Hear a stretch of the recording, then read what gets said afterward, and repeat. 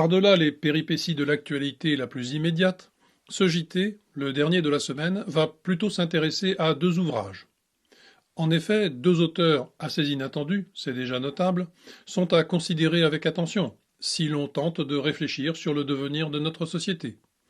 Vincent Coussedière, dont nous avons discuté l'analyse politique autour de la question de l'identité, confère notre vidéo toujours en ligne, contribution 1, et Christophe Guilluy, le géographe. Tous deux ont publié récemment un nouveau livre, Le Retour du peuple en 1 pour le premier et Le crépuscule de la France d'en haut pour le second. Guilluy nous dit que l'affrontement qui meut l'histoire n'est pas entre d'un côté les élites et de l'autre le peuple, mais entre la France d'en haut et la France périphérique. La France d'en haut, ce n'est pas seulement les riches, entre guillemets. Ce sont toutes les catégories liées aux gagnants de la mondialisation. Seraient-ce les miettes de celle-ci? Ce groupe, pour l'essentiel situé géographiquement dans les grandes métropoles, exerce le pouvoir politique, économique et culturel. La France périphérique, elle, c'est néanmoins 60% de la population, et donc pas seulement les pauvres, entre guillemets. Ce sont les catégories perdantes de la mondialisation, elles sont majoritairement populaires ou issues du peuple.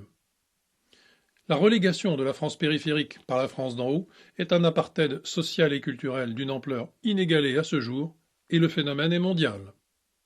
La classe dominante, donc la France d'en haut, fabrique une mythologie officielle pour cacher sa domination. Fin de la lutte des classes, alors qu'elle en renouvelle brutalement la figure selon Guilluy, cela on y reviendra, mondialisation heureuse, société inclusive, vivre ensemble, valeurs républicaines, classe moyenne, tout cela ce sont autant de leurres pour nier ce qu'elle engendre et rendre invisible le phénomène de disparition des classes moyennes, de reprolétarisation des classes populaires, d'abandon des locaux et des enracinés, de destruction du tissu historique qui porte la société, en un mot, pour nier la violence de la mondialisation. Dans leur tour de passe-passe, sémantique, les catégories supérieures se disent mythiquement classe moyenne. Elles ne veulent voir que trois classes. Les super riches, leur maître et modèle, l'oligarchie mondiale, les classes moyennes, comme ils se pensent eux par mensonge substitutif, qui en sont les relais régionaux, et les immigrés, qui remplacent heureusement le peuple honni et chassé pour cause d'inadaptation flagrante à la nouvelle donne. Les grandes métropoles où vit la classe dominante est le milieu dans lequel elle a érigé ses citadelles, selon l'excellent mot de Guilluy. Ces citadelles, avec le rempart du prix de l'immobilier, les isolent des classes populaires, immigrées ou non. Ces bastions protègent leurs emplois, leurs écoles, leurs richesses, leurs semblables, leur vie et leur pouvoir culturel. Cette domination s'exerce au nom du bien universel, de l'ouverture contre le repli, du progrès contre l'obscurantisme, et ainsi de suite. Tout cela pour cacher en vérité un modèle de séparation sociale et territoriale ultra-violent. Dans les faits, il s'agit d'une prédation sur les emplois, les logements, l'éducation, la dynamique économique, la santé, etc. Et dans les faits toujours, les catégories supérieures promeuvent le vivre ensemble et la mixité, mais depuis leur citadelle, sur le mode « faites ce que je dis, pas ce que je fais ». Ainsi, elles gagnent une supériorité morale et peuvent accuser les classes populaires lors des tensions identitaires. Elles pratiquent le séparatisme républicain entre guillemets, la séparation du bon grain bobo d'avec l'ivraie populaire, rance dès lors qu'elle n'est pas d'origine immigrée. De plus, la classe dominante organise sa propre contestation et met en scène sa rebellitude pour mieux contrôler les discours sur le réel. Les médias sont financés par ses largesses et la CERD. Ils contribuent, avec tous les 10 ans et les sachants seuls autorisés de parole, à la fabrication de son pouvoir culturel et spectaculaire. Il existe en retour un séparatisme d'en bas. Pour la première fois, les catégories populaires ne vivent plus où se crée la richesse. Elles ne reconnaissent plus la légitimité de la classe dominante et entérinent à leur façon cette séparation. Elles n'avalent plus la mythologie officielle au fur et à mesure qu'elle rétrograde socialement. Les catégories populaires ne sont plus dupes. Électoralement, elles s'abstiennent ou votent FN. En face, l'arme ultime de la classe dominante est l'antifascisme, d'opérette bien entendu. Toute critique de la mondialisation est nécessairement raciste, fasciste, rance, nazi, etc., etc. Ce phénomène de séparation, dit Guy Luy, c'est le marronnage des classes populaires. Marronnage avec convergence des ruraux, des petits bourgs, des ouvriers, des employés, tous en insécurité culturelle et sociale.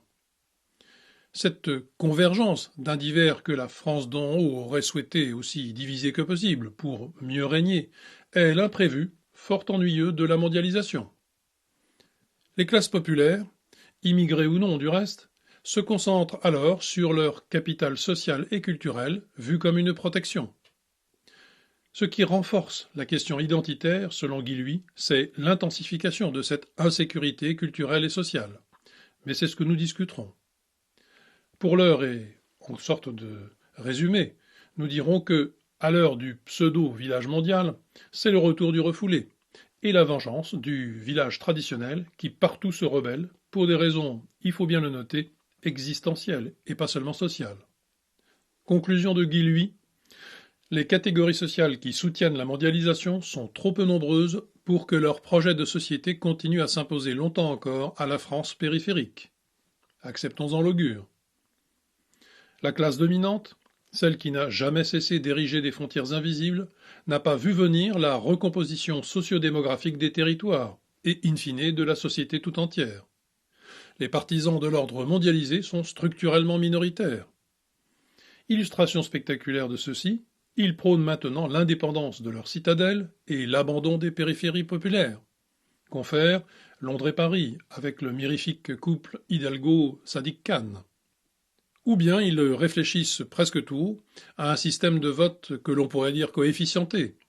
Le jeune bourgeois des métropoles bénéficierait d'un coefficient 3, le cadre d'un coefficient 2, l'ouvrier d'un coefficient 1, et ainsi de suite. Quant aux retraités pauvres vivant en zone rurale, on se passerait purement et simplement de son avis. Confère une nouvelle fois les stupéfiantes réactions, de londoniens pour l'essentiel, au vote pour le Brexit. Ce résumé ne saurait dispenser de lire le livre, bien entendu.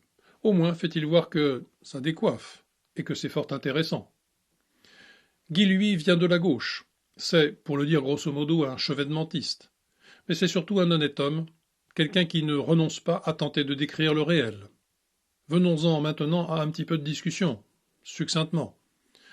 Je ne crois pas que le retour du concept de lutte de classe soit très pertinent quant à la description de notre situation. La césure entre catégorie supérieure et catégorie populaire, comme dit Guy Luy, avec sa traduction entre métropole hors sol et territoire périphérique, est en effet structurante, socialement, géographiquement. C'est un phénomène majeur que fait bien voir Guy Luy, c'est sa grande réussite. Et la traduction politique qui s'ensuit indéniablement fait surgir le seul clivage désormais véritablement significatif, en lieu et place de tous ceux qui l'ont précédé, et qui est entre mondialistes et patriotes. Ou, pourrait-on tenter, risquer de dire, paysans, en un sens complètement renouvelé, qui voudrait dire ceux du pays, les amants du pays, au-delà de la nation et des régimes politiques, du pays avec un grand P et ses paysages, concrets aussi bien qu'intellectuels ou symboliques, de sa vérité, artiste comme charnelle.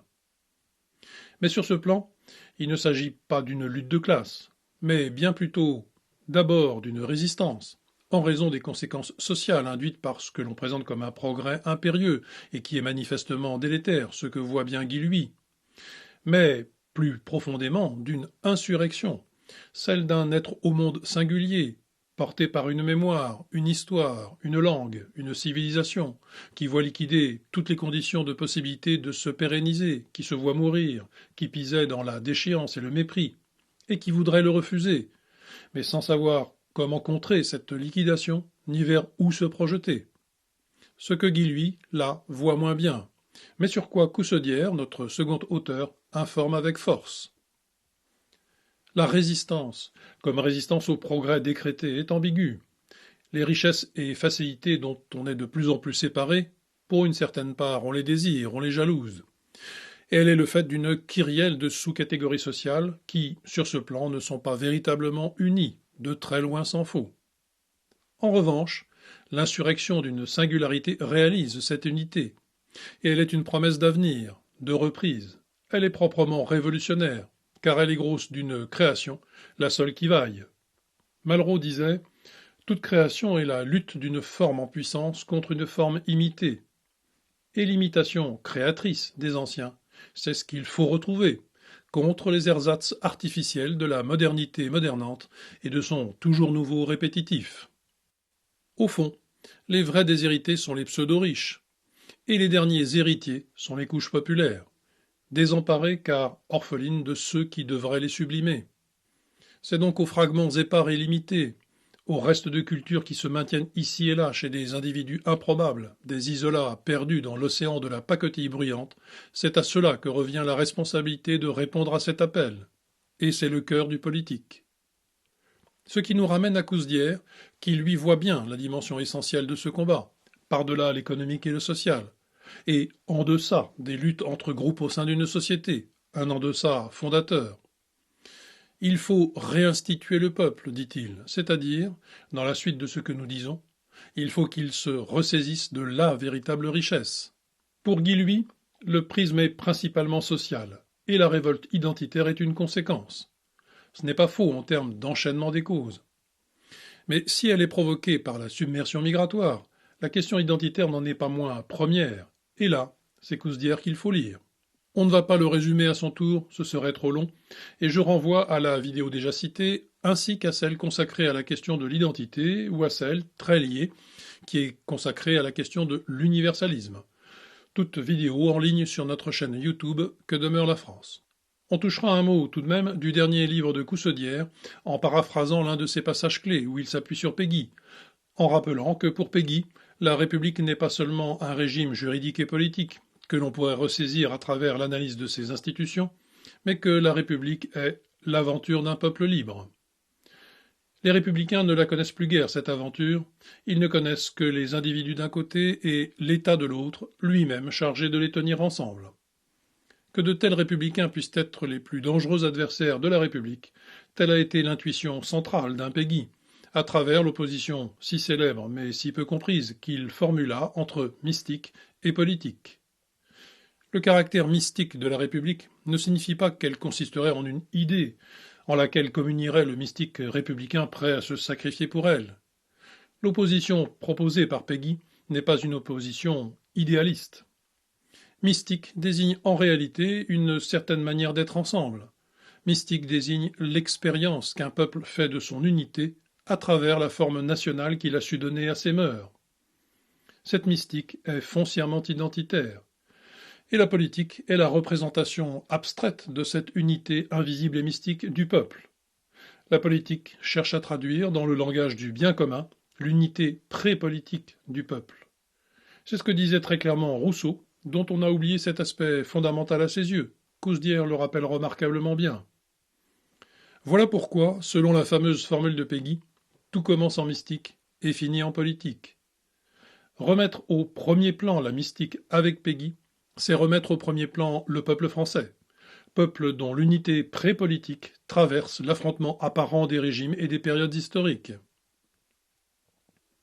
Péguy l'exprime ainsi, je cite, « Nous croyons qu'il y a des réalités infiniment plus profondes et que ce sont les peuples, au contraire, qui font la force et la faiblesse des régimes, et beaucoup moins les régimes des peuples.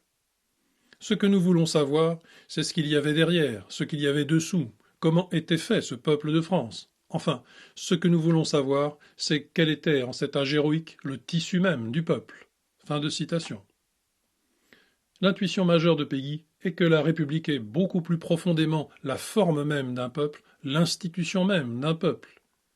Parler de la République française en omettant le peuple français, c'est vider la République de toute substance, pour n'en faire plus qu'une thèse. La mystique républicaine de Péguy n'a rien de mystique. Elle renvoie à une véritable phénoménologie du peuple. Ce qu'il tente de saisir, c'est l'expérience du peuple, ou plutôt le peuple comme expérience. On voit par là combien ce livre est également riche pour la réflexion. Et le dernier point évoqué fait penser à cette réponse de De Gaulle à Malraux qui lui demandait « Mais qu'est-ce donc que le peuple ?» La France. Si l'écoute de ces diverses considérations et leur possible articulation pensante progressait, alors oui, malgré de très probables convulsions, tout cela pourrait peut-être ne pas trop mal se terminer, et nous pourrions éviter de finir comme les Indiens d'Amérique.